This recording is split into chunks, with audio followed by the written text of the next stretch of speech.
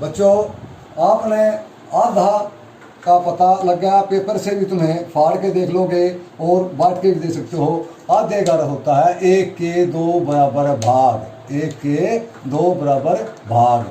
अभी वहाँ पर देखा था कि उसने यहाँ पर आ जाते हैं, यो मिला मान लो इसका नाम ए को मिला 1 और टुकड़े कब हुए थे 2। यहाँ पर जो ए आ गया तो उसने मिला यो वाला हिस्सा 1, यानी 2 टुकड़ों में से 1 मिला। तो हम ऐसा लिखते हैं आधे को कि 2 में से 1 मिला, 1/2। अब आ जाते हैं तिहाई में।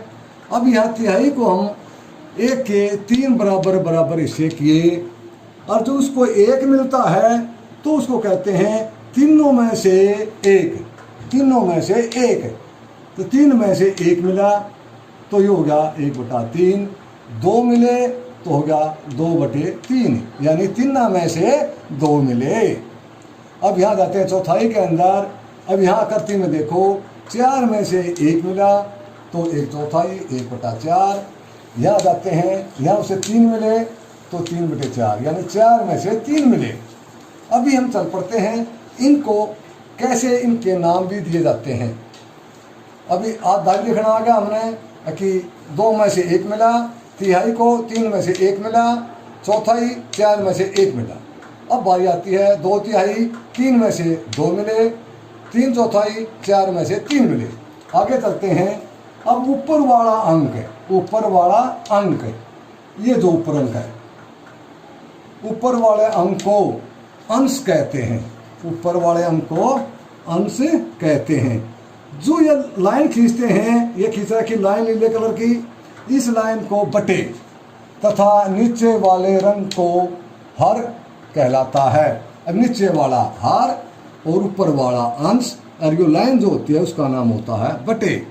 अब ये आ जाते हैं तो अंश बटे हर, अंश बटे हर।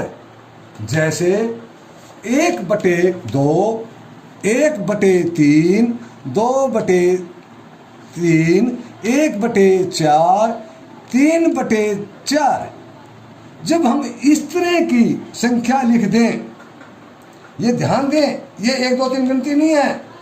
ऊपर भी एक अंक है, नीचे भी एक है, बीच में एक लाइन लगी है। तो ये जो बटे लग गया, जब इस तरह की लिख देंगे तो इसको हम संख्या का नाम देंगे। इस तरह के को भिन्न कहते हैं। इस तरह के लिखी हुई संख्या को हम भिन्न कहते हैं। अब एक बहुत जरूरी बात याद रखने की है, अंश छोटा और हर बड़ा हो तो वह भिन्न उचित भिन्न होती है। अंश छोटा और हर बड़ा हो तो वो उचित भिन्न कहलाती है। भिन्न में अंश और हर क्या दर्शाता है, हमें क्या जानकारी देता है। अब यहाँ देख लेते हैं।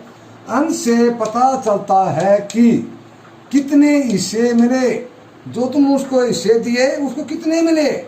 अब देखो यहाँ पर उदाहरण है 2 तिहाई, 2 तिहाई यानी 2। यहाँ 2 भाग मिले हैं, यहाँ 2 भाग मिले हैं।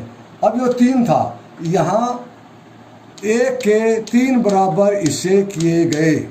तो यो हमने हर से पता चलता है कि 1 के कितने हिस्सों में बांटा गया। तो याद रखना, हर जो है हमें 1 के कितने टुकड़े किए गए वो हमें जानकारी देता है। अंश हमें बताता है, यानी उससे हमें पता चलता है कि हमने जो बराबर हिस्से किए थे उनमें से कितने मिले। और लाइन को हम बटे कहते हैं। ये 5वीं की जानकारी बहुत है और इसके आगे के लिए अगली क्लासों में पढ़ाया जाएगा। धन्यवाद।